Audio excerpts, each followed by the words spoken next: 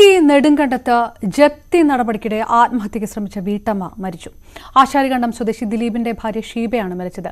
ജപ്തി നടപടിക്കിടെ ദേഹത്ത് പെട്രോൾ ഒഴിച്ച് തീ കൊളുത്തുകയായിരുന്നു. ഗുരുതരമായി പൊള്ളലേറ്റ ഷീബ കോട്ടയം മെഡിക്കൽ കോളേജിൽ ചികിത്സയിലിരിക്കെയാണ് മരിച്ചത്.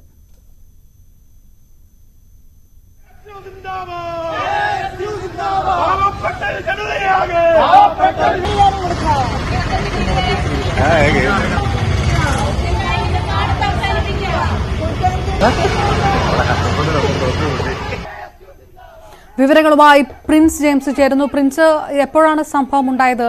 ഏത് തരത്തിലാണ് നാട്ടുകാരുടെ പ്രതിഷേധം? ഇപ്പോഴും തുടരുകയാണോ?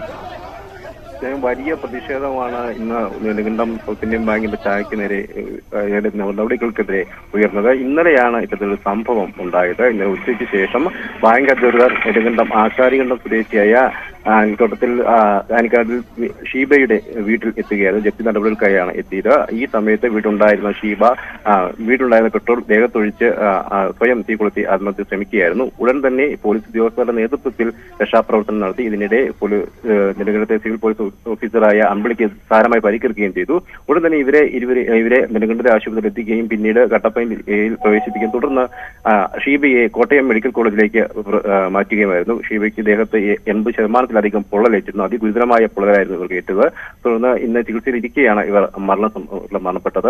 അമ്പിളിയും നിലവിൽ എറണാകുളത്ത് ചികിത്സയിലാണ്. എന്തായാലും 2019 ഇവർ ഈ വീട് വാങ്ങിയത്. ആ വീട് വാങ്ങിയത് മുൻപുണ്ടായിരുന്ന വായ്പ നിലനിർത്തിയാണ് വീട് വാങ്ങിയതെന്നാണ് നമുക്ക് അറിയാൻ സാധിക്കുന്നത്.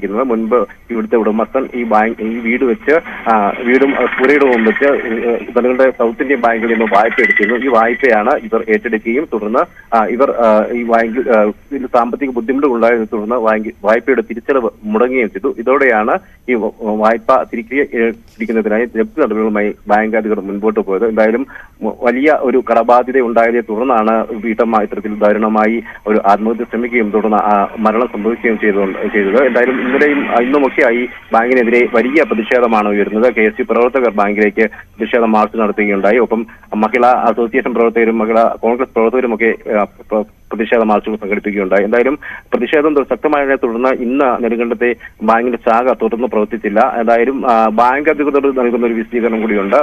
ഇവർ വായ്പ എടുത്തിരുന്നില്ല എന്നും മറ്റുള്ള ആളുടെ പേരിലാണ് വായ്പ എന്നുമാണ് ബാങ്ക് അധികൃതർ നൽകുന്ന വിശദീകരണം. തീർച്ചയായും അത്തരത്തിൽ തന്നെയായിരുന്നു ഇവരുടെ പേരിലായിരുന്നില്ല വായ്പ. അതുതന്നെയാണ് ഈ കുടുംബത്തിന് ബുദ്ധിമുട്ട്.